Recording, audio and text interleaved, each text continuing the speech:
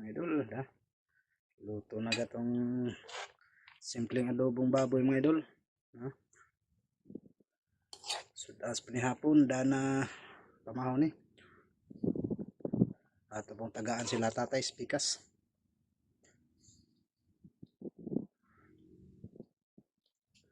Mga idol, luto na ni, ready to eat na mga idol.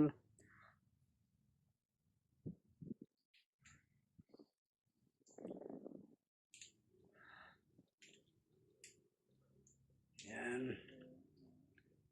Hatag ni tatay. Dahil ba itong hatag ni tatay sa mga pikas mga idol, ha? Sustin. Na, ganito yung Hatag na ito ni tatay para na pala iso das pikas, no?